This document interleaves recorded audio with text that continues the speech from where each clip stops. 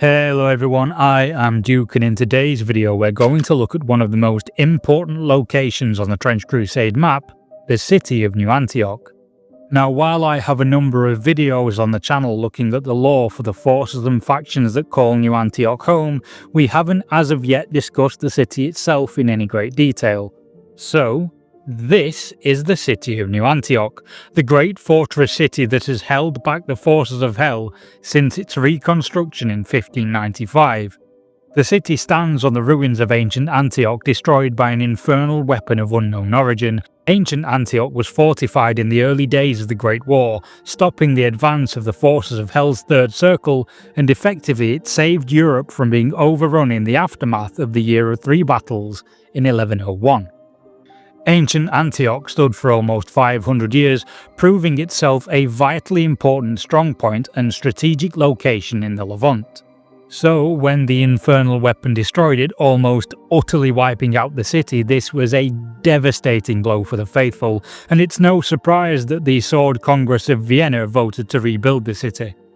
So, New Antioch rose from the literal ashes of its predecessor. While much of the city lay in ruins, there were many faithful surviving on, holding out while the Sword Congress and the faithful nations could aid them and rebuild the city walls. After 50 years of fighting in the ruins, the walls of New Antioch were finally completed in 1595. These walls allowed the city to survive on to become one of the most heavily fortified locations in the whole of Trench Crusade. Along these walls there are 77 towers, and combined with the famous artillery of New Antioch, they keep the heretics at bay with a hail of gunfire and a fury of earth-shattering shells. To new viewers of the channel, or those of you who haven't seen the lore for New Antioch's artillery yet, it might seem like an obvious choice to simply raid these artillery batteries and destroy them.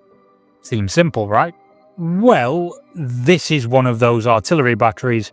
The huge artillery cannon is over 300 feet long. Despite this particular ultra-heavy artillery battery being rendered immobile about 100 years ago, it can still rain devastation on anything in range, so a new defensive line was simply built around it.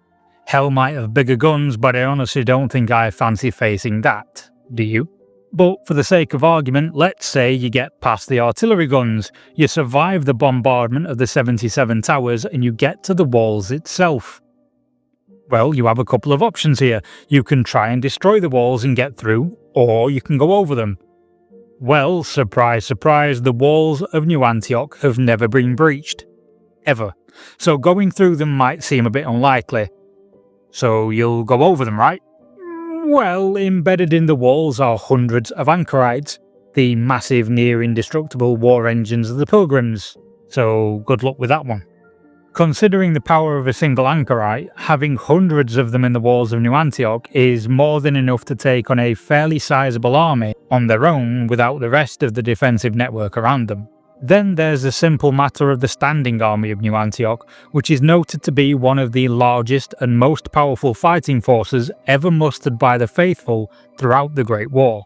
Within New Antioch's walls you would see a vast, sprawling metropolis. Across the city there are great factories and forges, wholly dedicated to equipping the forces of New Antioch and contributing anything they can to the war effort. The fires of these factories burn white hot day and night, and black smog fills the air as new tanks roll from production lines day and night. Within New Antioch's techno laboratories, the Holy Mendelist Order guides the Metachrist program and oversees the creation of the superhuman communicants. All the while, the great hospices offer aid to the sick and the wounded. Under the leadership of Duke Constantine, the city streets of New Antioch see a constant flow of new soldiers, paid as tithe by other nations. Many of these soldiers will renounce their previous citizenship and swear fealty to the Duke alone to join the vast forces of New Antioch. Others will mix with the thousands of workers that tirelessly work in the factories, and the city streets are a true melting pot of culture. When walking the markets, one could see the remnants of Byzantium's Varangian Guard readying themselves for another incursion into the ruins, where another person might see a cleric of Era preaching to a group of Abyssinians, or the Alba Assault Detachment might be discussing tactics and training with Prussian Guard Corps. With the hustle and bustle of soldiers and the revelries they engage in after successful missions in the Levant, the city is watched over by the Office for the Propagation of Virtue to keep any citizens and visitors in line. While the Office of the Propagation of Virtue will turn a blind eye to soldiers celebrating their return from war, it will viciously persecute even the slightest deviation from the doctrines of the Church. This punishment often takes the form of public executions, and the very notion of seeing heretics put to death and having the judgment of God delivered upon them draws massive crowds on a weekly basis. While the hustle and bustle of life in New Antioch occurs, it does so with the lethal essence that destroyed its predecessor, still emanating from the blast crater it left behind. The large concrete dome you can see in the background of this image shields the city from the worst effects of the essence that still leaches from the blast crater, but there are some in the city that question its effectiveness, and I'm sure more than a few wonder, well, if the heretics were able to create an infernal device that has done this once, what's to stop them from doing it again? Which brings us to the end of our short exploration of the city of New Antioch, its defences and its people. If you're curious about the forces of New Antioch, you can find out more about them in the lore primer link to your left. Or, to find out more about the Trench Pilgrims and their anchorites, click the video link to your right. For discounts on your hobby supplies, check out my affiliate links in the description below, and with that, thank you for watching. I'll see you all soon.